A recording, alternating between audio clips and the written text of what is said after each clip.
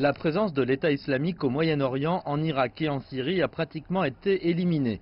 Mais les experts de la sécurité préviennent que la menace du groupe terroriste est loin d'être terminée. En fait, un grand nombre d'experts estiment que l'Asie du Sud-Est pourrait devenir le prochain terreau de ce groupe terroriste.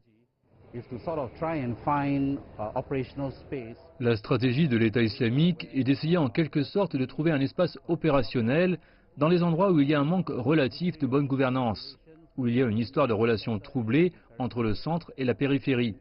Et c'est en Asie que l'État islamique part pour cette pêche en eau trouble. Les défis en constante évolution émanant d'extrémistes et de groupes terroristes étaient le thème central de la conférence sur la sécurité intérieure en Asie-Pacifique de cette année. Le professeur Kumar Ramakrishna est responsable du programme d'études sur la sécurité nationale à la RSIS à Singapour. Au cours de sa mission à Millipol, il a mis en garde contre deux menaces émanant de partisans de l'État islamique et de son idéologie extrémiste en Asie du Sud-Est. La première, les complots menés par des groupes terroristes locaux pour le compte de l'État islamique. La seconde, plus difficile, est celle de combattants qui reviennent du Moyen-Orient dans leur pays d'origine. Il est nécessaire de disposer de bonnes lois et d'un cadre législatif permettant de savoir quoi faire.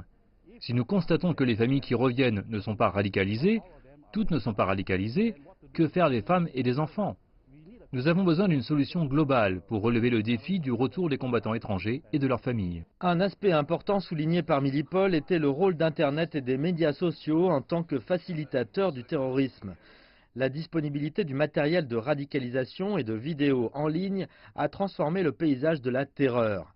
Yaniv Perez, expert en matière de lutte contre le terrorisme, explique que de petits groupes ou des individus auto-radicalisés sont capables de mener des attaques sans formation et en utilisant des objets de tous les jours comme des armes.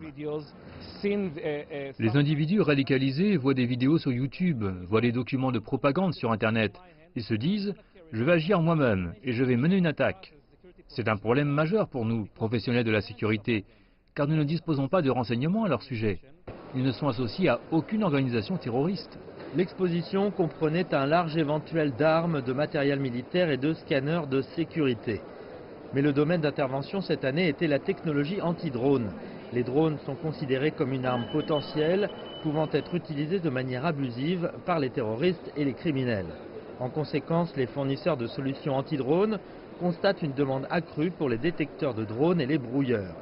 Il reste encore beaucoup à faire dans la lutte contre le terrorisme, mais les experts estiment que des forums tels que Millipol peuvent contribuer grandement à faire face à la menace toujours croissante du terrorisme.